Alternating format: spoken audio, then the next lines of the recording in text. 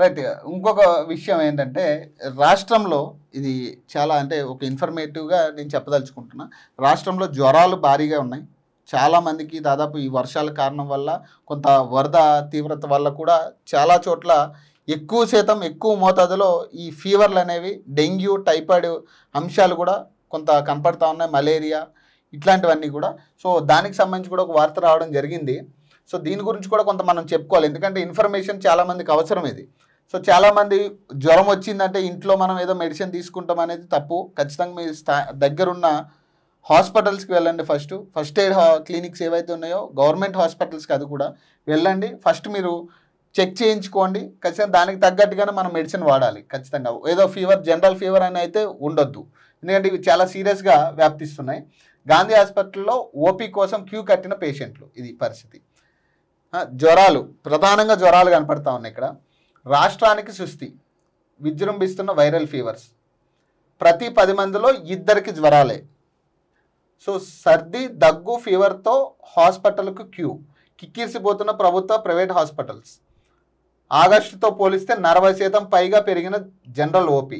100లో dengue typhoid కేసులు. వర్షాలు వాతావరణ మార్పులే కారణమంటున్న డాక్టర్స్.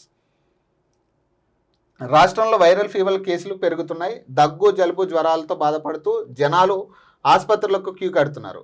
ప్రతి వర్షాకాలంలో వాతావరణ మార్పుల వల్ల వచ్చే సీజనల్ ఫీవర్తో పాటు ఆహారం నీరు కలుషితం అవ్వడంతో డయేరియా కలరా వర్షపు నీటి నిల్వలతో దోమలు విజృంభిస్తున్నాయి. డెంగ్యూ మలేరియా టైఫాయిడ్ లాంటి కేసులు ఎక్కువగా నమోదవుతున్నాయి. దీంతో హైదరాబాద్లోని గాంధీ ఉస్మానియా నిలోఫర్ ఫీవర్ హాస్పిటల్తో పాటు జిల్లా హాస్పిటళ్ళు యూపీహెచ్సీలు సిహెచ్సీలు ప్రైమరీ హెల్త్ సెంటర్లు రోగులతో కిక్కిరిసిపోతున్నాయి. రోజు హాస్పిటల్ ముందు 100ల సంఖ్యలో జ్వరాలు బాధితులు క్యూ కడుతున్నారు.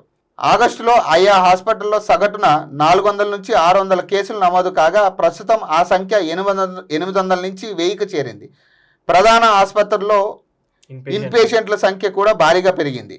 40% పైగా పెరిగిన కేసుల సంఖ్య సమస్య తీవ్రతను తెలియజేస్తున్నది. సో డాక్టర్లు చాలా క్లియర్గా చెప్తా ఉన్నారు. ప్రస్తుతం ఉన్న ఆహార పదార్థాలు మంచినీళ్ళ విషయంలో కూడా మనం కొంచెం హాట్ వాటర్ తాగాల్సి ఉంటుంది. అలాగే వేడి చేసుకుని తాగడం చాలా మంచిదని చెప్తా ఉన్నారు. ఎందుకంటే వర్షాకాలం కాబట్టి ప్రధానంగా వర్షాకాలంలో ఇట్లాంటి ఫీవర్స్ వస్తూ ఉంటాయి. కానీ ఈసారి ఆహారానికి సంబంధించి కూడా చాలా ఇన్ఫెక్షన్స్ అవుతూ ఉన్నాయి.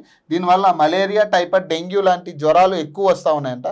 సగటుకు 400 నుంచి 600 ఉండేది 800 నుంచి 1000 మందికి చేరుతూ ఉన్నాయి కేసులు.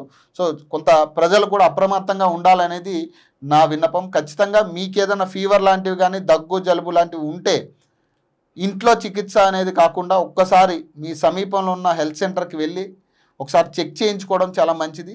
సో కొంత జాగ్రత్తలు తీసుకోవాలి. పిల్లలు ఉన్న వాళ్ళు కావచ్చు, వృద్ధులు ప్రధానంగా ఉన్న వాళ్ళు కావచ్చు, కొంత జాగ్రత్త వహించడం అయితే చాలా మంచిది. సో అట్లాగే కాదన్న ఒక డౌట్, ఇప్పుడు గాంధీలా ఉస్మానియాలో అన్నింటిలో నీలోఫర్లో ఇప్పుడు ఇంతమంది పేషెంట్లు వెళ్ళినప్పుడు ఇప్పుడు ఎక్విప్మెంట్స్ పెంచి బెడ్లు పెంచి ఎక్కువ డాక్టర్స్ రిక్రూట్ చేస్తే నోటిఫికేషన్ రిలీజ్ చేస్తే ఇలాంటి సిచ్యువేషన్లలో చాలా మంది డాక్టర్స్ కానీ నర్సులు కానీ ఉన్నప్పుడు ఏమైతే అందుబాటులో ఉంటారో పేషెంట్ని మంచిగా కేర్ తీసుకుంటారు. 10 మంది పేషెంట్లకి 2 నర్సులు ఉంటారు అన్న నీలోఫర్ హాస్పిటల్లో. చిన్నపిల్లల దాంట్లో చిన్న బేబీని పట్టుకొని 10 మంది దాంట్లో 2 ఉంటారు. అంటే ఇది ఎవరి నిర్లక్ష్యం? ఇది ప్రభుత్వ నిర్లక్ష్యమే కదా. మరి ఇలాంటప్పుడు ఇలాంటివి చేయొచ్చు కదా. ప్రజలకు కావాల్సింది ఏంది? ఉచిత విద్యా వైద్యం కావాలన్నాడు అంబేద్కర్ గారు కూడా అదే అన్నాడు. ప్రజలకు కావాల్సింది ఉచిత విద్యా వైద్యం కావాలన్నాడు. ఎందుకంటే మనిషి బాగున్నప్పుడు ఒకటి చదువుకోవడానికి ముందుకెళ్ళాలని ఆర్థికంగా వెళ్ళాలని చదువు కావాలన్నాడు. రెండోది ఏదైనా హెల్త్ ప్రాబ్లం వచ్చినప్పుడు ప్రభుత్వం ఆదుకునేటట్టు అక్కడ ఫ్రీగా హెల్త్ కేర్ సెంటర్ కావాలని చెప్పిండు. హెల్త్ బాగుండాలని చెప్పేసి చెప్పిండు. మరి దీని రాజ్యాంగాన్ని పట్టుకొని వీళ్ళు రాహుల్ గాంధీ ఇట్లా అని చూపెడుతున్నాడు, ఈయన అదే మాట్లాడుతున్నాడు. మరి అదే రాజ్యాంగంలో ఇవి కావాలి ఫ్రీగా అని చెప్పేసి మాట్లాడారు.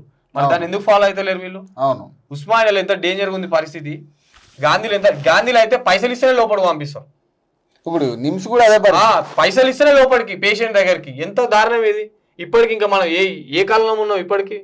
ఇంత ఎడ్యుకేషన్ పర్పస్ నుండి కూడా ఇలాంటివి ఖచ్చితంగా అంటే వీటి మీద కూడా ప్రభుత్వం ఖచ్చితంగా బెడ్స్ విషయంలో లేకపోతే వీటికి సంబంధించిన మెడిసిన్ విషయంలో కొంత జాగ్రత్త వహించాలి. ఎందుకంటే ప్రజల ప్రాణాలు చాలా ముఖ్యం. ప్రజలు కోసం కొంతైనా ఇలాంటి సమయంలో ఆలోచించాలి ప్రభుత్వం కూడా.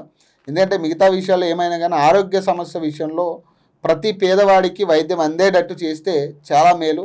అలాగే ఇప్పుడున్న ఆసుపత్రుల పరిస్థితి మనం సెపరేట్గా చెప్పక్కలే, అందరూ చూస్తూ ఉన్నారు దానికి సంబంధించి.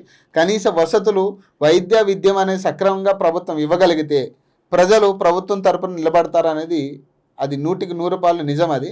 సో ఆ దిశగా ప్రభుత్వం ప్రయాణిస్తే చాలా మంచిది. ఇలాంటి సమయంలో కూడా చాలా హెల్ప్ అవుతాం మనం.